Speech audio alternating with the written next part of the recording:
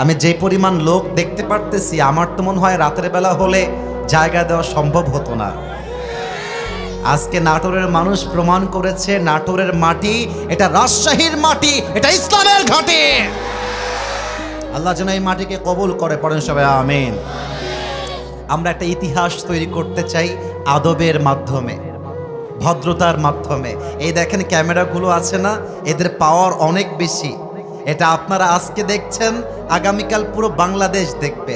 আপনারা হয়তোবা কিছু লোক আমাকে, বিশেষ করে যুবকেরা আমাকে একটু চেনে ভালো, এরা আমাকে চেনে। আমি আমার একটা ওয়াজে বলেছিলাম রাজশাহীকে নিয়ে যে Rajshahi is a brand and the people of Rajshahi they are very smart. মনে আছে সবার? তো রাজশাহী হচ্ছে ব্র্যান্ড, রাজশাহী সিটির জেলা হচ্ছে নাটোর। নাটোরও একটা ব্র্যান্ড জেলা রাজশাহীর ভেতরে। আমাদের নাটোর আমাদের একটা ঐতিহ্যবাহী জায়গা। আমাদের নাটোরে আমাদের ভালোবাসা আছে, আমাদের আবেগ জড়িত আছে। নাটোরের মানুষ কিন্তু বড্ড ইসলাম প্রিয়, বড্ড কোরআন প্রিয়। এই আসরের পরে অন্য জায়গায় মানুষ পাওয়া যাবে না।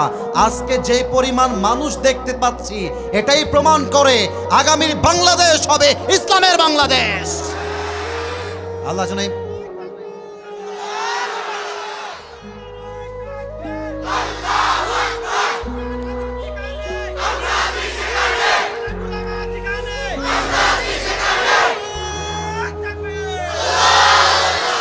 মুরব্বী গায়ের জোর দেখেছেন? মুরব্বীর গায়ের জোরই প্রমাণ করছে আমার সামনে কোনো কাপুরুষের বাচ্চা নয়, সব বীর পুরুষের বাচ্চাগুলো আমার সামনে বসে আছে। আপনারা কেমন আছেন সবাই? আমি আলহামদুলিল্লাহ, আপনাদের দোয়া ভালোবাসা আমি অনেক ভালো আছি। আমি জানি জায়গা আপনারা পাচ্ছেন না, কিন্তু মারামারি করবেন না, বিশৃঙ্খলা করবেন না। রাজি আছেন তো ইনশাআল্লাহ? কি সুন্দর রেসপন্স রে বাবা। আর একবার পড়েন সবাই আমিন। অনেক জায়গায় বোম মারলেও কথা বের হয় না, আর এখানকার মানুষ আমার আগে রেসপন্স করছে। এটাই হচ্ছে আসল ভালোবাসার জায়গা, তাই না? পরিশেষে একটি দোয়া দিল থেকে করতে চাই। এই যুবকরা চাইলে এখানে কনসার্ট করতে পারতো, গানের আয়োজন করতে পারতো। ওরা এত কষ্ট পাইছে বৃষ্টির জন্য, এটা আমি বলার ভাষা রাখি না। ওদের মনটা ভেঙে গেছে, বাট আমার তো মনে হয় তাদের ভাঙা মন আজকের লোক দেখে জোড়া লেগে যাওয়ার কথা। ইনশাআল্লাহ তোমরা হতাশ হয়ে যেও না কমিটির ভাইয়ারা, তোমরা উদ্যোগ নাও, নাটোরের মানুষ উদ্যোগ নাও। আজকের কমিটি হতে পারে আগামীতে নাটোরের মাটিতে ডক্টর আজহারীকেও তো নিয়ে আসতে পারে। আমি দোয়া করে দিই কমিটির ভাইকে আল্লাহ তাআলা ইসলামের জন্য একনিষ্ঠভাবে কাজ করার তৌফিক দান করুক, পড়েন সবাই আমিন। আর চেয়ারম্যান সাহেব বারবার একটা আবদার করছেন যুবকদেরকে নিয়ে, যুবকদেরকে নিয়ে, যুবকদেরকে নিয়ে কথা বলতে হবে। আরে আমি তো যুবকদেরকে ভালোবাসি, যুবকরাও আমাকে ভালোবাসে। আর আমি যুবকদের কথা কেন বলি আপনারা জানেন? এই যুব সমাজ ঠিক হয়ে গেলে দেশ ঠিক হয়ে যাবে, যুব সমাজ ঠিক হয়ে গেলে সমাজ ঠিক হয়ে যাবে। এই যুব সমাজ ঠিক হয়েছে বিধায় স্বৈরাচার ভাগতে বাধ্য হয়েছে। এদেরকে আমার ঠিক করতে হবে, এটা আমাদের দায়িত্ব, এটা আমাদের সবার দায়িত্ব। একটা কথা তাফসীরের আগে বলতে চাই, রাগ করবেন নাকি? যুবকদের জন্য একটা কথাই বলবো, যুবক ভাইয়েরা, বয়স তোমার 20, 22, 23, 24, 25, 18, 19, কারোর জন্য ছ্যাঁকা হয়ে বেকা হওয়ার টাইম আমার কাছে নাই। আমার কথা একটা, কোনো মেয়ের জন্য আমার ক্যারিয়ার নষ্ট হবে না। আমাকে আমার বাপের জন্য লড়াই করতে হবে, মায়ের জন্য লড়াই করতে হবে। কোন সকিনা জরিনা ছাড়লো কিলা, আই ডোন্ট কেয়ার। আমি বিশ্বাস করি একজন যুবক যদি সফল হতে পারে, তার পেছনে একটা নয়, দুইটা নয়, কয়েকটা লাখ মেয়ে তার পেছনে বিয়ের জন্য লাইন ধরে দাঁড়িয়ে যাবে। ভয় পেও না, বুক চিরে দাঁড়িয়ে যাও, আল্লাহর ভরসায় সাহসটা বাড়াও, আল্লাহর নামে আগুন জ্বালাও বুকে, সত্যের পথে চলো, সাহস রাখো মুখে। থেমে গেলে চলবে না, রক্তে আগুন ধরাও, আল্লাহর সৈনিক তুমি সেই পতাকা উড়াও। আরে আল্লাহ যখন পাশে, কিসের এত ভয়? তাওয়াক্কুল করো, কাছে আসবে বিজয়। আধারে ভয় পেও না, আলো আছে আড়ালে, অন্ধকার পালিয়ে যাবে তুমি উঠে দাঁড়ালে। गम के बाद खुशी जरूर आती है और ये खुशी रब के तरफ से ही आती है। हर रात के बाद दिन की रोशनी छा जाती है, और सब्र करने वालों को नेमत मिल ही जाती है। जो दुख में भी रब को याद करता है, रब उसका हाथ कभी नहीं छोड़ता। जो दुनिया से कुछ ना कहे, बस अपनी रब से कहता है, उसकी दुआओं का जवाब खामोशी में आता है। जब तुझे मांगना हो तो उसी से मांग, जब तुझे पुकारना हो तो उसी को पुकार, जब तुझे भरोसा करना हो तो उसी पर कर, क्योंकि भरोसे के काबिल सिर्फ वही है, वो तेरा रब है, वो तेरा अल्लाह है। আরে বেটা, আল্লাহ যদি আমার পাশে থাকে, দুনিয়ার হাজার বেঈমানরা আমার একটা বাঁকা চুলকে সোজা করতে পারবে না।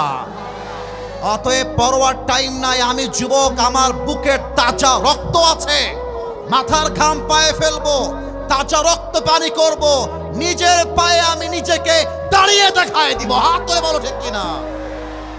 আর একটা কথা যুবকদেরকে না বলে পারছি না, মাথায় রাখবা, যদি তোমার জীবনে তুমি কোনোদিন কোনোভাবে প্রতারিত হও, ভেঙে পড়বা না। মনে রাখবা, সৈয়দনা ইউসুফ আলাইহিস সালাম তার আপন ভাইদের দ্বারা কুয়াতে নিক্ষিপ্ত হয়েছিল। যদি তুমি কখনো দেখো দেয়ালে পিঠ থেকে গেছে, বিপদ আর বিপদ, খারাপ সময় চলে আসছে, দেয়ালে পিঠ থেকে গেছে, হতাশ লাগছে, রিমেম্বার সৈয়দনা ইউনুস আলাইহিস সালাম। মাথায় রাখবা, ইউনুস কিন্তু এক মাছের প্রকোষ্ঠে আটকে গেছিল। সে অন্ধকার থেকে আমাদের নবী ইউনুসকে বের করেছে একজন, তিনি কে? যদি দেখো তোমার বিয়ে হচ্ছে না, বিয়ের বয়স পার হয়ে যাচ্ছে, ভয় পেয়েও যেও না, একাকিত্বে গুনাহে জড়িয়ে পড়ো না। মাথায় রাখবা, আমাদের পিতা আদম আলাইহিস সালাম সর্বপ্রথম দুনিয়াতে একাই এসেছিলেন, বউকে সাথে নিয়ে আসেন নাই, ঠিক কিনা বলো? আমার বোনদেরকে বলবো বোন, আমার যুবকদেরকে বলবো যুবক ভাইরা, যদি দেখো জীবনে অনেক মিথ্যা অপবাদ আসছে, যে অন্যায় করো নাই তা অপবাদ দেওয়া হচ্ছে, ভয় পেয়েও যেও না। মাথায় রাখবা, সাইয়্যিদাতুনা আম্মা জান আয়েশা রাদিয়াল্লাহু তাআলা আনহার কথা, যার মতো একজন পবিত্র নারীকে জেনার মতো একটা ভয়ঙ্কর অপবাদ দেওয়া হয়েছে, তিনি ভেঙে পড়েন নাই। তার ভাঙার না জন্য আল্লাহ তাআলা তার সম্মানকে আকাশচুম্বী করে দিয়েছে, ঠিক কিনা বলো? যদি দেখো তোমার বাপ তোমাকে বিশ্বাস করছে না, তোমার মা তোমাকে বিশ্বাস করছে না, ভয় পেয়েও যেও না। মাথায় রাখবা, ইব্রাহিম আলাইহিস সালামকে তার বাপ আগুনে নিক্ষেপ করবার জন্য প্ল্যান করেছিল। অতএব আমার পরোয়ার টাইম নাই, আমাকে সফল হতে হবে, এইটা আমার দায়িত্ব। যে সামনে আসবে তার 14 খুশি নাম আমি মুছে রেখে দেব। অতএব যুবকদেরকে বলবো, যুবক ভাইরা, আজ থেকে নিয়ত করো, কারোর জন্য তোমার জীবন নষ্ট হবে না।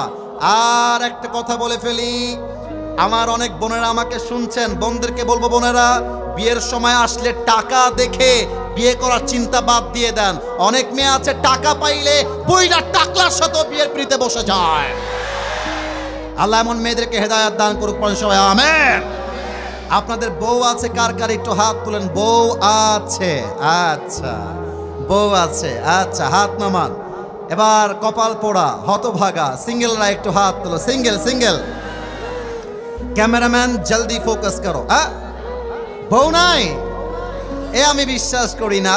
আরে আল্লাহ সবাইকে দিনদার নেককার বউ দিয়ে দিক, পড়েন সবাই আমিন। আমার ওয়াজে মাঝে মাঝে বলি, শীতকালে কম্বল দিয়ে শীত দূর হবে না রে যুবক ভাইরা, বলো।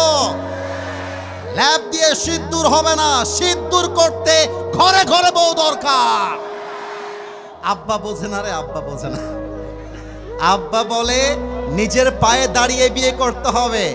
আমার কথা একটা, আগামীর সংগ্রাম বিয়ের সংগ্রাম, আগামীর সংগ্রাম ব্রেকআপের সংগ্রাম, আগামীর সংগ্রাম চরিত্র রক্ষার সংগ্রাম। আল্লাহ যুবকদেরকে নেককার মেয়ে পাওয়ার তৌফিক দান করুক, সবাই আমিন। 3টা তাকবীর দিয়ে তাফসীর হবে। প্রথম তাকবীর দিবেন বিবাহিত ভাইরা। বিবাহিত ভাই যারা এসেছেন তারা একটা কাশি দেন। বিবাহিত ভাইরা, লিল্লাহি তাকবীর। ওরে বাবা রে বাবা, আপনারা নাম্বার পেয়েছেন 75, 75। It's time for single people. সিঙ্গেলদের পালা। সিঙ্গেলরা কাশি মারো একটা। এখানে চেয়ারম্যান সাহেবরা আছেন, আমার ডানে বামে মান্যগণ্য ব্যক্তিবর্গরা বসে আছেন। I don't know who will be the win, আমি জানি না কে জিতবে, বাট দেখা যাক কারা জিতে। সিঙ্গেলরা তাকবীর দিবা, নারায়ে তাকবীর। বিবাহিত ভাইরা আমাকে মাফ করে দিবেন, আজকে আমার সিঙ্গেল ভাইরা বলতে গেলে 90 নাম্বার পেয়ে পাস করেছে, ঠিক কিনা? আর কোনো ভাগাভাগি নেই, সবাই মিলে এমন জোরে তাকবীর দিবেন আমি স্টেজ ভেঙে নিচে পড়ে যাব। লিল্লাহি তাকবীর, হাত নিচু, লিল্লাহি তাকবীর। আল কোরআনের আলো, আল হাদিসের আলো, কোরআন হাদিস যেখানে, আলেম ওলামা যেখানে, নাটোরবাসী যেখানে, আল্লাহ যেন কবুল করে, পড়েন সবাই আমিন। আজ তাফসীরের বিষয় হচ্ছে বান্দা ও আল্লাহর সম্পর্ক। বান্দা ও আল্লাহর, বলেন তো আমাদের সকলের রব একজন, তিনি কে? আল্লাহ আমার রব, একটু বলেন না, আল্লাহ আমার রব। দমে দমে তনু মনে তারি অনুভব, তোমার দুনিয়াতে আমি যেদিকে তাকাই, অথই নিয়ামতে ডুবে আছি সবাই। পাখপাখালির কণ্ঠে শুনি তাসবিহ কল রব, তাসবিহ কল রব। আল্লাহ আমার রব, এই রবই আমার সব। দমে দমে তনু মনে তারি অনুভব। রবকে يا أيها الناس اعبدوا ربكم الذي خلقكم والذين من قبلكم لعلكم تتقون. O mankind, worship your Lord who has created you and those before you. হে মানুষেরা, তোমরা তোমাদের রবের ইবাদত করো যিনি তোমাদেরকে সৃষ্টি করেছেন এবং তোমাদের আগে যারা এসেছে তাদেরকেও সৃষ্টি করেছে কে? উদ্দেশ্য কি? আল্লাহ তাআলা বলছেন লাআল্লাকুম তাত্তাকুন, so you may become righteous person in this world, যাতে করে তোমরা এই জীবনে একজন নেককার বান্দা হতে পারো, মুত্তাকি বান্দা হতে পারো। 1 নাম্বার আয়াত। সেকেন্ড আয়াত, ওয়ামা খালাকাতুল জিন্না ওয়াল ইনসা ইল্লা লিয়াবুদুন। আল্লাহু আকবার। I have created the mankind and the jinn kind just to worship me. আল্লাহ তাআলা বলছেন আমি জীবন দিয়েছি জিনকে, জীবন দিয়েছি মানুষকে, উদ্দেশ্য একটা, আমার ইবাদত করা। আর এক আয়াতে আল্লাহ তাআলা বলছেন হে বান্দা শোনো, ওয়ামা মিন দাব্বাতিন ফিল আরদি ইল্লা আলাল্লাহি রিজকুহা। তুমি যখন সকালে খাবার খাও, দুপুরে খাবার খাও, রাতে খাবার খাও, তোমার প্রত্যেকটা রিজিক দিয়েছে একজন। বলেন সবাই তিনি কে? এই তাফসীরটাকে আমরা এখন 3টা ভাগে ভাগ করতে চাই। দেখা যাক নাটোরের মানুষ কি বেঁচে আছে না মারা গেছে, বলেন তো কয় ভাগ? Look at my 3 fingers, 1 2 3। আরেকবার জিজ্ঞেস করছি, তাফসীর হবে 3 ভাগে, কয় ভাগ? Number 1, why we are the worshipper of Allah subhanahu wa ta'ala। আমরা আল্লাহরই বান্দা কেন? আমরা মূর্তির পূজা করি না কেন? আমরা মাজারে গিয়ে সেজদা করতে চাই না কেন? আমরা কেন পাথর পূজারি নই? আমরা কেন আল্লাহর সেজদায় অবনত হই? এটা জানতে মনে চায় না কি চায় না? আপনারা বলেন নাই, মনে চায় না কি চায় না? এবার বলেন তো, এই যে নাটোরের যে রোডটা বনপাড়া হয়ে সোজা, কিংবা নাটোরের যে হাইওয়ে রোড ঢাকাতে আমরা যাই, যারা ঢাকাতে গেছেন তারা খুব সহজে বুঝে যাবেন। ঢাকাতে যাওয়ার আগে গাজীপুর আছে না? আপনারা একটু ওয়াজটা উত্তর দেন। গাজীপুর আছে না? সাভার আছে না? আপনারা দেখবেন যে গাজীপুরে অনেক বড় বড় ফ্যাক্টরি আছে, কোম্পানি আছে, গার্মেন্টস আছে। আচ্ছা গাজীপুর বাদ, আমি নাটোর দিয়ে বোঝাই। এই কাঁচিকাটার একটু সামনে আমি একটা ফ্যাক্টরি খুললাম বা গার্মেন্টস খুললাম। এখন গার্মেন্টস আমার 300 কর্মী প্রয়োজন, and they will be from Natore. সবাইকে হতে হবে নাটোরের বাসিন্দা। নাটোরের 300 যুবক আসলো আমার কাছে কাজ করতে। আমি একটা বড় বাসস্থান বানালাম থাকার জন্য। থাকার জায়গা আমি দিলাম, খাওয়া দিলাম আমি, বেতন দিলাম মোট 15,000 টাকা প্রত্যেক মাসে। তাহলে এবার পয়েন্টটা বলছেন, এক্সাম্পল দিলাম তাফসীরটাকে হাইলাইট করার জন্য। আমি খাওয়াচ্ছি, বেতন দিচ্ছি আমি, আবার থাকার জায়গা দিয়েছি আমি, যদিও বা মূল মাধ্যম আল্লাহ তাআলা, বাট ওয়াসিলা হলাম আমি। এবার নাটোরবাসীর মেধা পরীক্ষা করতে চাই। যেহেতু বেতন দিচ্ছি আমি, থাকার জায়গা দিয়েছি আমি, আবার খাওয়াটাও দিচ্ছি আমি, বস কি আপনি না আমি? আমি নিজেকে বড় মনে করছি না, জাস্ট উত্তর চাই, আপনি না আমি? আমি হলাম বস। কেন? বেতনটা আমি দেই, থাকার জায়গা আমি দিয়েছি, হ্যাঁ, খাওয়ার জায়গা আমি দিয়েছি। আল্লাহ বলছে বান্দা, তোর চোখ আমি দিয়েছি, তোর নাক আমি দিয়েছি, তোর কান আমি দিয়েছি, তোর হাত এটা আমি দিয়েছি, তোর জবান আমি দিয়েছি, তোর কলিজা আমি দিয়েছি, মা দিয়েছি, বাপ দিয়েছি, গাড়ি দিয়েছি, বাড়ি দিয়েছি, সম্মান দিয়েছি, রিজিক দিয়েছি আমি। অতএব তোর রব কোনো মূর্তি নয়, তোর মাথা কোনো মাজারের সামনে নয়, তোর মাথা ঝুঁকবে একমাত্র আল্লাহর সামনে। এক নাম্বার পয়েন্ট শেষ। আমরা আল্লাহর বান্দা এই জন্য আল্লাহ আমাদেরকে জীবন দিয়েছেন, আল্লাযী খালাকাল মাউতা ওয়াল হায়াতা লিয়াবলুয়াকুম আইয়ুকুম আহসানু আমালা। 29 নাম্বার পারা, 1 নাম্বার পৃষ্ঠা, সূরাতুল মুলকের 2nd ভার্স, 2 নাম্বার আয়াত। আল্লাহ তাআলা বলছেন, মৃত্যু আমি দেই, জীবনটাও আমি দিয়েছি। অতএব আমরা বান্দা এক সত্তার, তিনি কে? 2 নাম্বার পয়েন্ট, ধৈর্যশীল বান্দার সাথে আল্লাহর সম্পর্ক কেমন হয়। এবার মুরব্বীরা আমার কথাটা একটু শুনবেন। মুরব্বী অনেকে আছেন আজকের মাহফিলে, কোনায় কোনায় ঢুকে আছেন। এই যুবক ভাইরা ডানে বামে দেখতে হবে না, আমার দিকে তাকাও। দেখো, আমি একটা কথা মাহফিলে বলে ফেলি, এটা আমি আগে এভাবে বলি নাই। মায়েরা যারা আছেন আমাকে একটু শুনবেন, মুরব্বীরা একটু শুনবেন। আমি কিন্তু চরম দুষ্টু একজন ছেলে ছিলাম ছাত্র জীবনে। হ্যাঁ, আমি 1 নাম্বার ছাত্র ছিলাম, মেধাবী ছিলাম, ক্লাসে ফার্স্ট, মাদ্রাসাতেও আমি ফার্স্ট ছিলাম। আমি কেন বলছি এই কথা? আমি আমার জীবনে এত দুষ্টামি করেছি আর কি, এমন একটা সিচুয়েশন আসছে যে আমার বাবা কষ্টে বুক ফেটে গেছে যে আসিফ এটা কি করছে, এত দুষ্টু, এত বদমাইশ, এত খারাপ কেন করছে আসিফ? বয়স আমার কম। বিশ্বাস করেন, আমার আব্বা যদি ওই সময় আমাকে বলতো, আসিফ তুই বের হয়ে যা, তোর মতো সন্তান আমার দরকার নাই, তুই বেয়াদব, তুই এই, তুই সেই, তুই আমার সন্তান না, বের হয়ে যা, তবে সেই আসিফ আজকে আসিফ হুজুর হতে পারতো না। আমি আমার বাপকে আজকে ধন্যবাদ জানাই। আমি এত অন্যায় করেছি, আমার বাপ কখনো আমাকে বাড়ির থেকে বের করে দেয় নাই। এত অন্যায় করেছি, আমার বাপ কখনো আমাকে বাড়ির থেকে বের করে নাই। আব্বা এটা করো না আব্বা, আমি তো মাদ্রাসার প্রিন্সিপাল আব্বা, তোমার কাজে আমার বদনাম হয়, বুঝাইছে। আমার আব্বা প্রিন্সিপাল, আমার আব্বা খতিব, আমার আব্বা আলেম, মাদ্রাসায় পড়াশোনা করেছে, হাফেজ।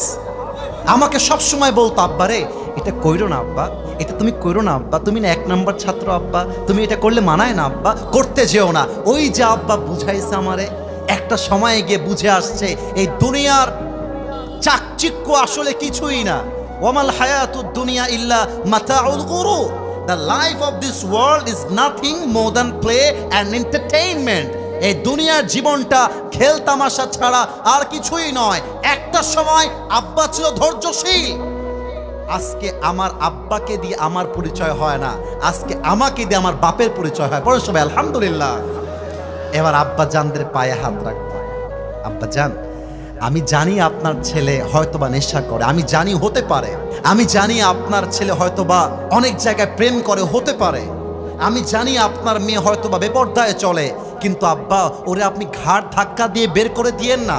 যদি আপনার ছেলে প্রেম করে সমাধান করেন, আপনার ছেলেকে সোজা বিয়ে দিয়ে দেন। আসতে কেন বলো, আমার কথা ঠিক আছে কিনা বলো বলো।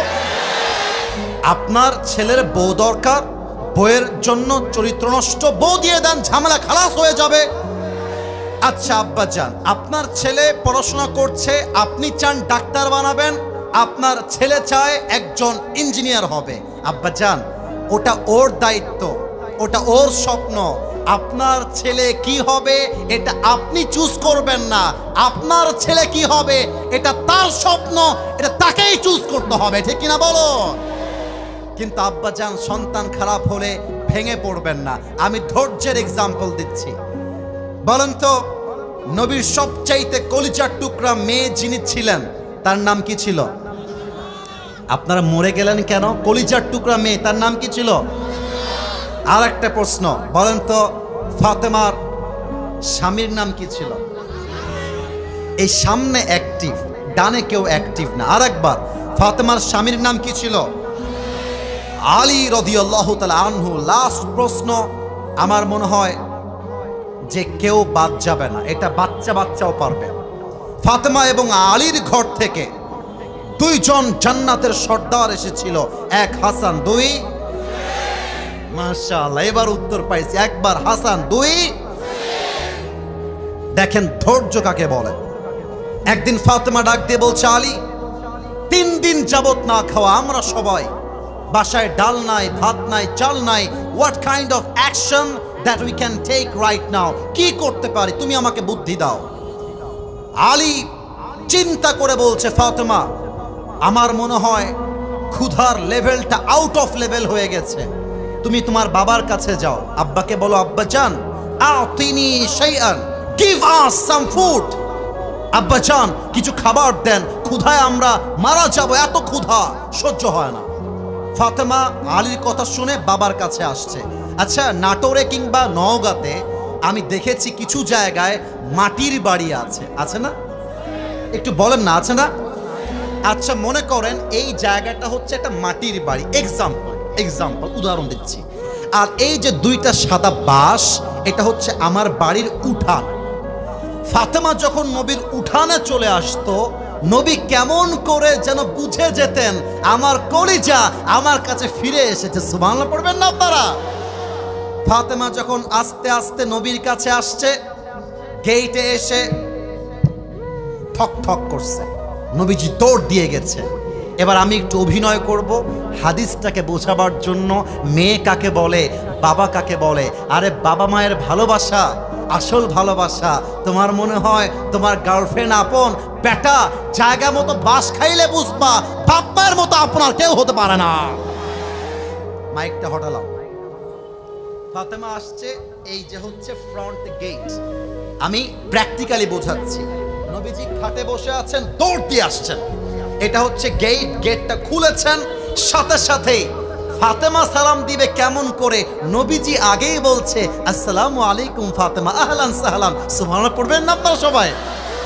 এখনো শেষ হয়নি হাদিসটা। এবার ফাতেমার ডান হাত ধরেছে, দেখা যাক আপনারা বুঝতে পেরেছেন কিনা। কোন হাত ধরেছে? এভাবে ধরে ভেতরে নিয়ে আসছে। তো স্যার এখানে বসে আছেন, এটা হচ্ছে খাট। নবীজি চাইলে আগে বসতে পারতেন। উফ, আল্লাহু আকবার! নবীর আদর্শ, নবীর ভালোবাসা, আদর, মমতা, স্নেহ কাকে বলে? ফাতেমাকে বসিয়েছেন আগে, এরপর নবীজি তার পাশে বসেছেন। আর ফাতেমার চেহারা দেখেই বুঝে গেছে আমার মা ক্ষুধার্ত হয়ে আমার কাছে এসেছে। আর বলছে, আম্মা জান তোমার কি লাগবে আমাকে বলো, তোমার বাপ তো এখানেই বসে আছে, কি লাগবে আমাকে বলো। ফাতেমা বলছে, আব্বা জান 3 দিন যাবত না খাওয়া, আতিনি শাইআন, কিছু খাবার দেন। কিন্তু নবীজি এই মুহূর্তে ফাতেমাকে ধৈর্যের পরীক্ষা নিচ্ছে। ডাক দিয়ে বলছে, আম্মা জান খাবার দেওয়ার জন্য আমার কোনো অবজেকশন নাই, আমি দিতে রাজি আছি। বাট ও ফাতেমা, আমি তোমাকে আজকে 2টা অপশন দিব, দেখা যাক তুমি কোন অপশনটা নিতে চাও। ফাতেমা বলছে, আব্বা জান কি অপশন দিবেন বলেন। আল্লাহর রাসূল ডাক দিয়ে বলছেন, 1 নাম্বার অপশন হলো আমি তোমাকে 5টা ছাগল দিব। 2 নাম্বার অপশন হলো আমি তোমাকে 5টা শব্দের দোয়া শিখায় দিব। ফাতেমা এবার বুঝে গেছে এত ক্ষুধার্ত অবস্থায় নবী আমাকে পরীক্ষা নিচ্ছে, এটা ধৈর্যের পরীক্ষা, আমাকে পাস করতেই হবে। এবার ফাতেমা তার ক্ষুধাকে মাটির নিচে দাফন করে ডাক দিয়ে বলছে, আব্বা জান, ইয়া রাসূলুল্লাহ, ইয়া হাবিবাল্লাহ, আমার তো ছাগল পাওয়ার মতো কোনো কিছু নেই, আপনি যদি আমাকে 5 শব্দের দোয়া শিখায় দেন, আমি ফাতেমা ধৈর্যের সাথে খুশি মনে, হাসি মনে বাসায় ফিরে যাব। সুবহানাল্লাহ পড়েন। এবার আমাকে দেখেন, নবীজি বলছে, ফাতেমা আম্মা জান তুমি আমার মুখোমুখি হয়ে বসো, just like we are here, face to face, সামনাসামনি। ফাতেমা বসে গেছে, আব্বাও বসে গেছে। বলছে, ফাতেমা আম্মা জান তুমি আমার সাথে পড়ো। এবার আপনারা আমার সাথে পড়বেন। আমরা দোয়াটা শিখতে চাই না? হয়তো বা এখন মুখস্থ হবে না, বাট ইউটিউবে কালকে আপলোড হয়ে যাবে। এখনো শুনবো, আগামীকালও শুনবো। আগেই ফজলত বলে দেই, ফজিলত এই দোয়া যে অভাবে পড়বে, কষ্টে পড়বে, আল্লাহ তার অভাব এবং কষ্ট সব দূর করে দিবে। সুবহানাল্লাহর আওয়াজটা তো নাটোরের হয় না। আর একবার একটা সুবহানাল্লাহ পড়বেন, জান্নাতে একটা গাছের মালিক হয়ে যাবেন। এক গাছের মালিক। আর একবার পড়েন, আর এক গাছের মালিক। আর একবার পড়েন। আরে খালি পড়বেন সুবহানাল্লাহ, আলহামদুলিল্লাহ, লা ইলাহা ইল্লাল্লাহ, আল্লাহু আকবার। যত বলবেন তত আপনি জান্নাতে প্রাসাদের মালিক হয়ে যাবেন। সুবহানাল্লাহ বলেন সবাই। নাটোরের কাছে কাটার ভাইরা, ইয়া আউয়ালাল আউয়ালিন, ইয়া আখিরাল আখিরিন, ইয়া দাল কুওয়াতিল মাতিন, ইয়া রাহিমাল মাসাকিন। সর্বশেষ শব্দ সবচাইতে সহজ, এটা যেন কেউ বাদ না পড়ে যায়। সবাই মিলে পড়বেন, ইয়া আরহামার রাহিমিন। আম্মা জান যাও, বাসায় ফিরে যাও, টেনশন নাই, আল্লাহ তোমার সাথে আছে। ফাতেমা চলে আসছে, but Ali was waiting for the food. Ali বসে আছে, খাবার কখন আসবে, আমি খাবো, হাসান খাবে, হুসাইন খাবে, আমার বউ খাবে। অপেক্ষায় আছে গেটের কাছে। দিস ইজ দ্য ডোর, এটা হচ্ছে সেই গেট। তো দেখছে ফাতেমা আসছে, বাট এই হাতও ফাঁকা, এই হাতও ফাঁকা, খাবার দাবার কিছুই নাই। ফাতেমা, আইনা তোম, খাবার কোথায়? তোমার হাত তো খালি ফাতেমা। ফাতেমা বলছে, আলী হাতটা ভালো করে দেখো তো। যাহাবতুলিদ দুনিয়া ওয়া জিতু বিল আখিরা। আমি তো আমার নবীর কাছে দুনিয়া চাওয়ার জন্য গিয়েছিলাম, আমার নবী দুনিয়া নয়, তুই হাত ভর্তি আখিরাত দিয়ে আমাকে ফেরত পাঠিয়ে দিয়েছিস। আলী বলছে, ফাতেমা আবেগ দিয়ে হবে না, পেটে আমার ক্ষুধা, খাবার আমাকে খেতেই হবে। এবার জামাই আসছে শ্বশুরের কাছে, জামাই আসছে শ্বশুরের কাছে। নবী তো আগের থেকেই জানে আলী কেন আসছে, কি কারণ। এই ছেলে পেলে বসে আছে, একটা কথা বলেই ফেলি, হাদিসের মাঝে মনে পড়ে গেল, এই আলী কথা বলার জন্য মনে পড়ে গেল। তোমাদের রাস্তাঘাটে মেয়ে পছন্দ হইলে পেছন পেছন লাইন মারো কেন? বলো বলো বলো বলো বলো বলো, লাইন মারবা কেন? যেই মেয়েকে পছন্দ হয়েছে, মেয়ের বাপকে অ্যাটাক করবা যে আপনার মেয়েকে পছন্দ, বিয়ে দিবেন কিনা তাই বলেন। ফাতেমার থেকে শেখো, আলীর থেকে শেখো। আলীর ফাতেমাকে পছন্দ হয়ে গিয়েছে, নবীকে বলছে, নবী হে আমি আপনার ফাতেমাকে বিয়ে করতে চাই। নবী যে বলছে, আলী কি বললা তুমি, এইটা তোমার সঙ্গে ফাতেমার বিয়ে হবে, এটা তো আমার সিদ্ধান্ত নয়, এটা আল্লাহর সিদ্ধান্ত। পছন্দ হলে লাইন মারবা না, ইফতিজিং মারতে যাবা না। আর একটা কথা আব্বা জান, আপনারা একটু খেয়াল রাখেন, ছেলেরা বিয়ের জন্য আসলে আগেই বলে, तुम पैसे कितने कमाते हो पहले ये बताओ। আপনার বোঝা উচিত, টাকা দিয়ে একজন মেয়ে সুখী হয় না, একজন মেয়ে সুখী হয় চরিত্রবান যুবকের সাথে। আচ্ছা আমার দিকে তাকান তো, এটা আমার মুখে কি আওয়াজটা পাইলাম না। আরেকবার, নাটোরবাসী আমাকে পাম দিবেন না, পাম দিবেন না। বলেন তো আমাকে দাড়ি রেখে, মুরব্বীরা কেউ বাদ যাবেন না, মুরব্বীরা বলবেন আমাকে দাড়ি রেখে আনস্মার্ট লাগতেছে, খ্যাত লাগতেছে? অনেক মেয়ে দেখবা দাড়িওয়ালা দেখলে গায়ে চুলকানি চুলকানি চুলকানি শুরু হয়ে যায়। বলো বলো বলো। যেই মেয়ের দাড়িওয়ালা পছন্দ না, তার জন্য বিটিএস এর হিজড়া ছাড়া সেকেন্ড কোনো অপশন হতে পারে না। আর যেই মেয়ে আমাকে দাড়ির জন্য বিয়ে করতে চায় না, সে তো আমার বাড়ির বউ হওয়ার যোগ্যতাই রাখে না করে ভাইরা। ফাতেমা আলীকে পাঠিয়ে দিয়েছে, আলী আসছে শ্বশুরের কাছে। নবীজিও এভাবে বসে আছে, আলীও চুপচাপ বসে আছে, কেউ কোনো কথা বলে না।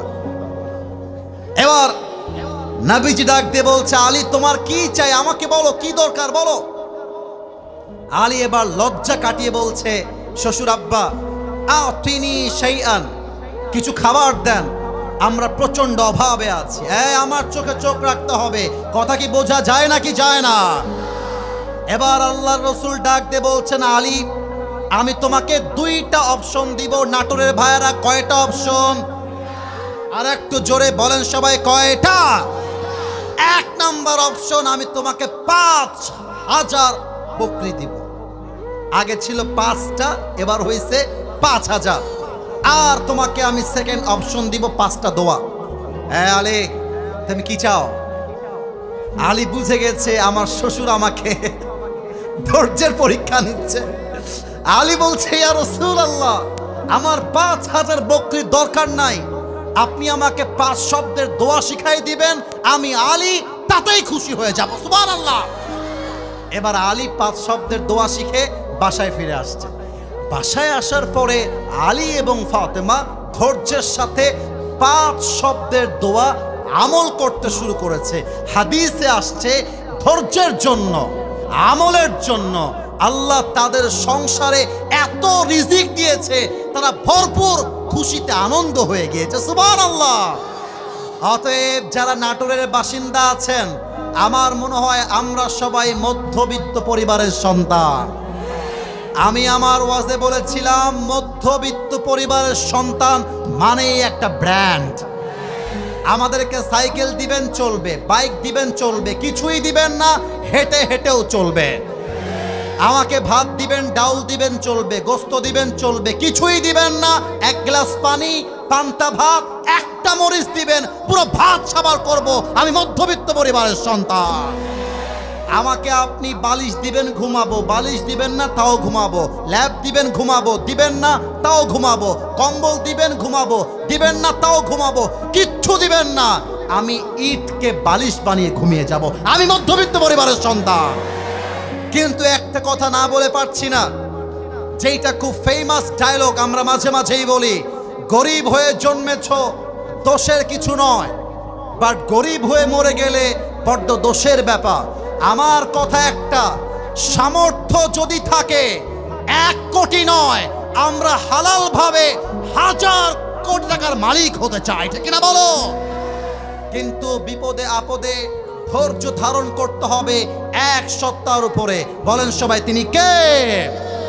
এবার একটা প্রশ্ন করব ধৈর্যকে নিয়ে, যেহেতু কথা বলছি। এক কোরআনের পাখি 50 বছর কোরআনের খেদমত করেছেন, জালিমের বন্দিশালায় বন্দী হয়ে মারা গেছেন, শহীদ হয়েছেন। নাম কি? সে আলেমের নাম কি? আল্লামা দেলোয়ার হোসেন সাইদি হুজুর। দেখেন ধৈর্যশীল বান্দার সাথে আল্লাহর সম্পর্ক কেমন হয়, আমি বাংলাদেশ দিয়ে বোঝাই। আল্লামা সাইদিকে বলা হয়েছে তিনি হচ্ছেন রাজাকার। আল্লামা সাইদি বলেছিলেন, আমাকে রাজাকার বলে কেউ যদি রাজাকার প্রমাণ করতে না পারে 10 কোটি টাকার মানহানি মামলা করব আমি, ঠিক কিনা বলেন? আমার কথা খেয়াল করবেন, আমার কথাটা আলোচনার বাহিরে নয়। আল্লামা সাইদিকে 12টা বছর জেলখানায় বন্দি রাখা হয়েছে। তাকে বলা হয়েছিল, আপনি জাস্ট রাজনীতি ছেড়ে দেন, আপনি জাস্ট আপনার জামাত ইসলামকে ছেড়ে দেন, আপনাকে আমরা নির্বিচারে মুক্তিদান করব, আমাদের কোনো আপত্তি নেই। আল্লামা সাইদি বলেছিলেন, আমার বুকের তাজা রক্ত থাকতে ইসলামের সঙ্গে গাদ্দারি করব, এটা কোশ্চেন কেন সম্ভব হতে পারে না। এবং আল্লামা সাইদি তার জীবন দিয়ে প্রমাণ করেছেন, বুকের তাজা রক্ত দিয়ে শহীদ হওয়া যাবে, ইমানের সঙ্গে কোনো আপোষ চলবে না। আমার যুবক ভাইরা বলো, আমাদের ডক্টর মিজানুর রহমান আজহারি 2020 সালে তাকে শিবিরের ট্যাগ দিয়ে দেশ ছাড়তে বাধ্য করা হয়েছিল। কিন্তু দেখেন ধৈর্যের ফলাফল কত সুন্দর হয়। যারা তাকে দেশ ছাড়তে বাধ্য করেছিল তারা আজকে নাই, আমাদের ডক্টর আজহারি বুকের পাটা ফুলিয়ে এই দেশের মাটিতে বসবাস করছে। আর একটা কথা বলতে চাই, 28 নভেম্বর আমাদের সকলের প্রিয় ডক্টর জাকির নায়ক আসার কথা ছিল। ভারতরা বলেছে উনি আসলে নাকি তাকে ওনাদের ভারতে ফেরত দেওয়া লাগবে। বেটা তোর মামুর বাড়ির আবদার নাকি রে? ডক্টর জাকির নায়ক বাংলার সম্পদ নয়, তিনি গোটা বিশ্বের ইসলামের সম্পদ। আমি ইন্টারিম গভর্নমেন্টকে বলবো, ডক্টর ইউনুস সাহেবকে বলবো, সবাইকে বলবো, এই দেশ আমার দেশ, আমার রক্তের বিনিময়ে দেশ স্বাধীন হয়েছে, এখানে ভারতের কথা চলবে না, আমার দেশ আমার কথা চলবে। এখন ভারত হুমকি দিচ্ছে যদি ফেরত না দেয় তাহলে নাকি বাংলাদেশের ক্ষতি হবে। ক্ষতি মানে কিসের ক্ষতি? ইলিশ আমাদের, পেঁয়াজ আমাদের, দেশ আমাদের, কৃষি আমাদের, ব্যাংক আমাদের। এই দেশটা ভারতের দেশ নয়, এটা 18 কোটি মুসলমানদের দেশ। আমি ডক্টর ইউনূস সাহেবকে বলবো, আপনি জাস্ট আসার পারমিশন দিয়েন না, আপনি ডক্টর জাকির নায়েককে বাংলার নাগরিকত্ব দিয়ে দেন এবং আপনি বলে দেন ডক্টর জাকির নায়েক জাস্ট 2025 নয়, ডক্টর জাকির নায়েকের যখন মন চায় তখন দেশে আসবে, ইসলামের কথা বুক ফুলিয়ে তিনি বলবে। এটা কিনা বলো? অতএব ভারত, আপনারা আমাদের প্রতিবেশী, আপনাদের সঙ্গে আমাদের কোনো বিদ্বেষ নাই। আমরা ভদ্র ভাষায় বলছি, আমাদের ঈমান নিয়ে খেলতে আসবেন না, আগুন নিয়ে খেলতে আসবেন না। আমরা কাউকে মারতে চাই না, বাট যেই হাত আমাদেরকে মারতে চায় সেই হাত ভেঙে আমরা গুড়িয়ে দিব।